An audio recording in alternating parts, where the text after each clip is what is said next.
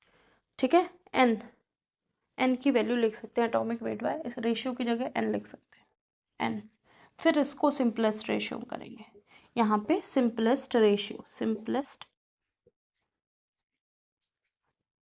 और यहाँ जो फॉर्मूला बनेगा लास्ट में हम वो फॉर्मूला लिख देंगे।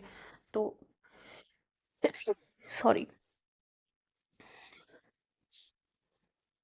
तो सिंपलेस्ट रेशियो, फिर लास्ट वाला होल नंबर रेशियो या elements present, elements, whole number ratio, whole number ratio, यही लिख देते हैं। ठीक है, तो अब क्या है, सिंपलेस्ट रेशियो मतलब अब इसमें जो सबसे कम जिसका आया होगा नंबर उससे डिवाइड कर देंगे।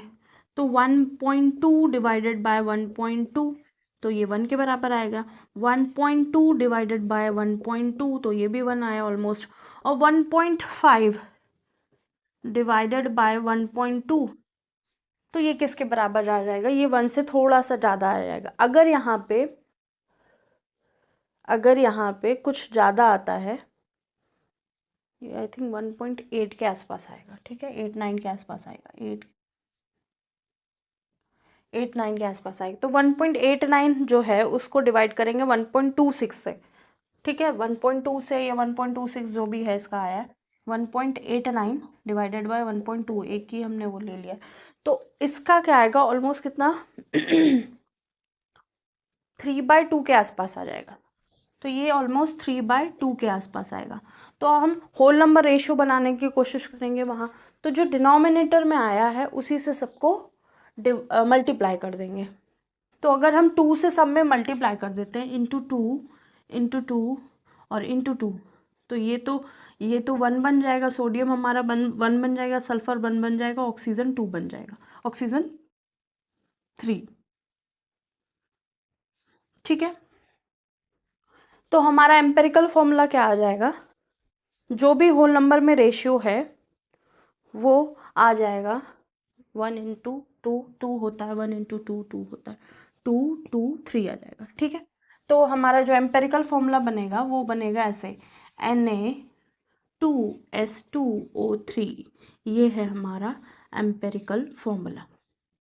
अब अगर इस यहाँ पे मॉलिक्यूलर फॉर्मूला दे रखा हो, अगर n की वैल्यू दे रखी हो या हमें मॉलिक्यूलर फॉर्मूला मास दे रखा हो, तो हम इस एम्पेरिकल फॉर्मूला से मास निकाल के इसको डिवाइड कर देंगे और n की वैल्यू आ जाएगी, n की वैल्यू से हम मल्टीप्लाई कर देंगे इसको। जब इसको मल्टीप्लाई कर देंगे तो हमारा मॉलिक्यूलर फॉर्मूला आ जाएगा। ठीक है, तो ये रहा क्वेश्चन। और अब की बार नेक्स्ट जो एग्जाम्पल है उसमें हम एम्पेरिकल फॉर्मूला और मॉलिक्यूलर फॉर्मूला दोनों करेंगे। ठीक है, तो इसको मैं टाइम देती हूँ, आप नोट कर लीजिए, समझ लीजिए।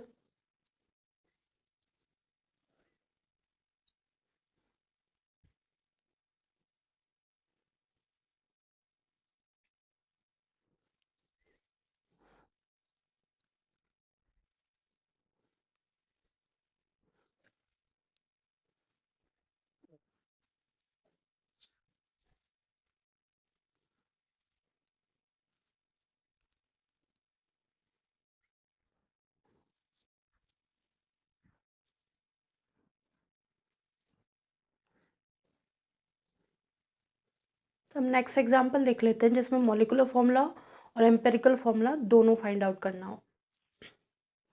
तो हमारा क्वेश्चन रहा ये, एन ऑर्गेनिक कंपाउंड जिसके पास कार्बन है, ऑक्सीजन है, हाइड्रोजन है, नाइट्रोजन है, हमें उसका मॉलिक्यूलर फॉर्मूला फाइंड आउट करना है अगर उनका परसेंटेज कॉम्पोजिशन ये और ओ रिमेनिंग है और वेपर डेंसिटी गिवन है। वेपर डेंसिटी का यहाँ यूज़ कैसे करेंगे, तो वेपर डेंसिटी का एक फॉर्मूला होता है, क्वेश्चन में आ गया तो मैंने सोचा करा लो। तो molar mass is equal to, लिख सकते हैं molar mass is equal to 2 into vapour density. ठीक है, तो ये एक फॉर्मूला है, जब कभी वेपर डेंसिटी की बात होगी तो हम करेंगे वो बात, ये हम ध्यान रखेंगे। ठीक है, अब हम अपना क्योंकि हमें मॉलिक्यूलर फॉर्मूला निकालना है तो इस फॉर्मूला से हम मोलर मास तो निकाल देंगे। ठीक है। लेकिन हमें एम्पेरिकल फॉर्मूला निकालना पड़ेगा, एंटीजर की वैल्यू चाहिए होगी, फिर हम मॉलिक्यूलर फॉर्मूला निकाल पाएंगे। तो मोलर मास कितना है गिवन करना है, मोलर मास हमें फाइंड आउट करना है, और वेपर डेंसिटी कितनी है 43.3, तो 2 इंटू 43.3, ये तो पहले ही फाइंड आउट कर लेते हैं, 6.68, तो 86.6 है। अब हम एम्पेरिकल फॉर्मूला निकालते हैं। एम्पेरिकल फॉर्मूला में हम पहले क्या कर लेंगे, एलिमेंट लिख लेंगे, फिर उनका परसेंटेज कॉम्पोजिशन लिख देंगे, फिर एटॉमिक वेट से डिवाइड कर देंगे, फिर सिंपलेस्ट रेशियो लिखेंगे, फिर होल नंबर में रेशियो लिख देंगे। तो हमारे पास क्या है, एलिमेंट्स हैं, elements carbon, hydrogen, oxygen, nitrogen, फिर हम इनका क्या लिखेंगे, परसेंटेज कॉम्पोजिशन कितना है 41.37, 5.75, 16.09। अब हम इसको कैलकुलेट करके 100 से माइनस करेंगे तो हमारे पास ऑक्सीजन का परसेंटेज कितना आएगा, तो 41, 46,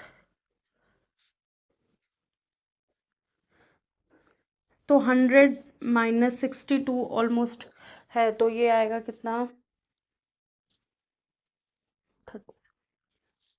37.79, ठीक है, ये आ जाएगा, तो ऑलमोस्ट 63। तो अब हम बात करेंगे इसको सिंपलेस्ट रेशियो में करने के लिए।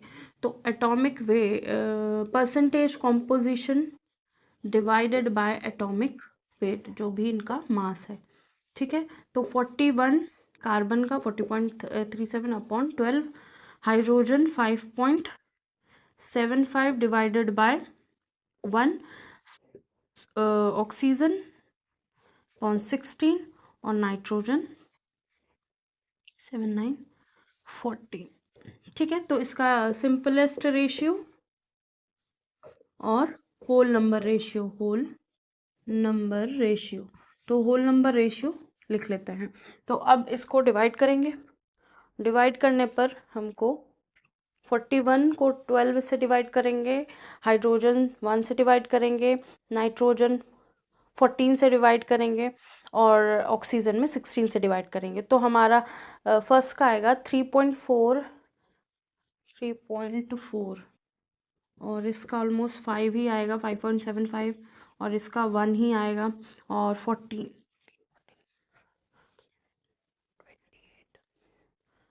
तो 14 2.3 के आसपास आ जाएगा, ठीक है, 2.3।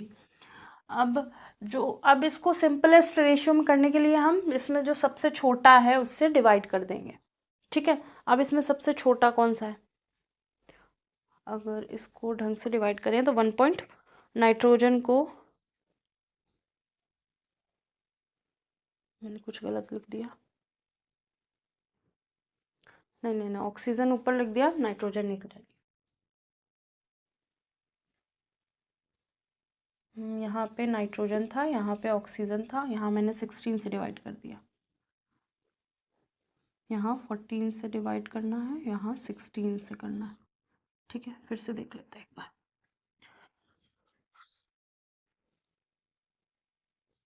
ठीक है। तो फर्स्ट वाले का अबाउट 2.9 आएगा, सेकेंड वाले का 5.75 आएगा, थर्ड वाले का अबाउट 1.14 आएगा, और लास्ट वाले का अबाउट 2.3 के आसपास आएगा, ठीक है, 2.3 के आसपास, 2.3, और ये तो गलती कर दी हमने, 3.4 होगा, ठीक है। अब इसको डिवाइड करेंगे किससे, जो भी हमारा स्मॉलेस्ट नंबर होगा, 1.14 सबसे स्मॉलेस्ट है, तो 1.14 ही रखेंगे, ठीक है, 1.14। तो जब इससे डिवाइड करेंगे तो हमारा जो होल नंबर रेशियो आएगा वो कुछ ऐसा आएगा, ये अबाउट 3 फर्स्ट वाला, दूसरा वाला अबाउट 5 ही आएगा, थर्ड वाला 1 है, और ये, तो ये अबाउट 3, ये अबाउट 5, ये अबाउट 1, ये अबाउट 2। तो हमारा जो कंपाउंड बना जिसका empirical formula is equal to, empirical formula जो हमारा आया है वो कितना है, C3 C3H5NO2। तो ये हमारा C3H5NO2 फॉर्मूला आया, ठीक है। तो अब जब ये आया है तो अब हम क्या करेंगे, यहाँ से n की वैल्यू फाइंड आउट कर लेंगे और उसको हम पुट कर देंगे कहाँ, एम्पेरिकल मॉलिकुलर फॉर्मूला में। तो हमारा जो molecular formula is equal to कितना होता है, molecular formula mass is equal to n into empirical formula mass, ठीक है। m into empirical formula mass तो कितना है, ये है 86.6 is equal to n into empirical formula mass. Empirical formula mass कैसे निकालेंगे, 12 into 3 plus 1 into 5 plus 14 plus 16 into 2। तो ये कितना हो जाएगा, ये ऑलमोस्ट 87 के आसपास बन जाएगा, 87, ठीक है। तो जब हम यहाँ पे 87 करेंगे तो n की वैल्यू ऑलमोस्ट इक्वल टू 1 आ जाएगी। जब n की वैल्यू ऑलमोस्ट इक्वल टू 1 आ रही है तो हमारा मॉलिकुलर फॉर्मूला और एम्पेरिकल फॉर्मूला सिमिलर होगा। तो आई थिंक ये अब हम रब कर सकते हैं क्योंकि ये नोट कर लिया होगा। तो molecular formula is equal to n into empirical formula. n की वैल्यू 1 है तो C3H5NO2 ही हमारा क्या हो जाएगा, मॉलिकुलर फॉर्मूला। अगर कोई नंबर आता है तो उस नंबर से हम मल्टीप्लाई कर देंगे। तो ये रहा हमारा आंसर। आई थिंक ये पूरी चीज़ें समझ में आ गई होंगी, कुछ भी ऐसा नहीं है क्योंकि क्वेश्चन, अब जब कभी क्वेश्चन इसके कराएंगे हम लास्ट में तो आने चाहिए क्वेश्चन, ऐसा नहीं कि कुछ डिफरेंट हो गया, नहीं कर पा रहे हैं। तो सिंपलेस्ट फॉर्म में जो था, अब इसमें हम डाटा को और लंबा कर देते तो उससे टाइम वेस्ट ही होना है, ठीक है। तो एक बार समझ लेते हैं कि ऑर्गेनिक कंपाउंड दिया था हमको जिसमें कार्बन थे, हाइड्रोजन थे, ऑक्सीजन थे, नाइट्रोजन थे। उसका मॉलिक्यूलर फॉर्मूला में फाइंड आउट करना था, उसका परसेंटेज कॉम्पोजिशन गिवन था। कार्बन 41.37 था, हाइड्रोजन 5.75% था, नाइट्रोजन 16.09% था, ऑक्सीजन रिमेनिंग था। तो वेपर डेंसिटी गिवन थी। अब वेपर डेंसिटी का फॉर्मूला होता है molecular mass is equal to 2 into vapour density, इससे मॉलिक्यूलर मास निकल जाएगा। अगर वेपर डेंसिटी नहीं गिवन होगी तो मॉलिक्यूलर मास भी गिवन होगा, ठीक है। अब हमें क्या करना है, empirical formula first find out करना है। एम्पेरिकल फॉर्मूला फाइंड आउट करने के लिए हमने एलिमेंट लिखे, फिर उनका कॉम्पोजिशन लिखा, फिर कॉम्पोजिशन को एटॉमिक मास से डिवाइड कर दिया तो हमारे पास सिंपलेस्ट रेशियो आ गया। सिंपलेस्ट जो रेशियो आया वो मतलब एक नंबर आ गया, नंबर आया 3.4, 5.7, इसको डिवाइड करने पर नंबर आया। अब जो भी नंबर आया उसको सबसे एक स्टेप यहाँ पे और बना लेते हैं, 3.4, 5.75 ये आया, ठीक है। फिर सिंपलेस्ट रेशियो जो इसमें से जो सबसे छोटा नंबर आया उससे सारे को डिवाइड कर देंगे तो सिंपलेस्ट रेशियो आ जाएगा, और उससे जो आएगा तो होल नंबर रेशियो में कन्वर्ट कर देंगे। अगर फ्रैक्शन में आ रहा है तो मल्टीप्लाई डिवाइड करके हम होल नंबर रेशियो बना देंगे। अब मॉलिक्यूलर फॉर्मूला मास में एम्पेरिकल फॉर्मूला मास, इसका मास निकाल के हम यहाँ रख लेंगे तो n की वैल्यू आ जाएगी। n की वैल्यू का मल्टीप्लाई कर देंगे मॉलिक्यूलर फॉर्मूला, हमारा जो फॉर्मूला एम्पेरिकल फॉर्मूला था उसमें n की वैल्यू मल्टीप्लाई कर देंगे तो हमारा मॉलिक्यूलर फॉर्मूला आ जाएगा, ठीक है।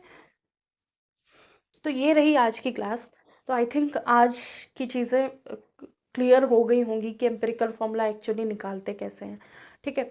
अब और जो आगे की चीज़ें हैं वो नेक्स्ट क्लास में करेंगे। आपको जो चीज़ें समझ में नहीं आ रही हो आप उसके लिए कमेंट कर सकते हो। कुछ डिफ़िकल्टी हो रही हो, जैसे कुछ लोगों ने मुझे कहा कि बहुत छोटा लिख रहा है, तो थोड़ी ट्राई किया है कि थोड़ा अक्षर बड़े हों, वर्ड्स बड़े लिख सकें। और अगर जो टॉपिक आपसे रिलेटेड नहीं है, आपके सब्जेक्ट से रिलेटेड नहीं है, आपके सब्जेक्ट में नहीं आ रहे हैं या आपके क्लास में नहीं आ रहे हैं, तो वो ज़रूरी नहीं है कि वो पढ़ना है, वो आप अपने सिलेबस के अकॉर्डिंग चलिए। क्योंकि मैं एक्स्ट्रा इसलिए पढ़ा रही हूँ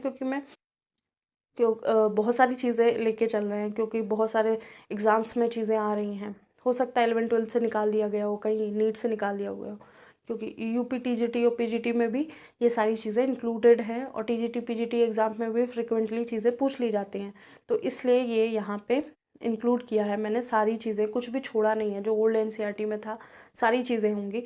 और जो आपके मतलब का नहीं है वो आप छोड़ दीजिए, आप आगे की चीज़ें पढ़िए, ठीक है। जहाँ मुझे याद रहेगा मैं ऑफ कोर्स आपको बता दूंगी कि यहाँ पे ये नीट में नहीं है, ये जेई में नहीं है, ये 12th के सिलेबस में नहीं है, ठीक है।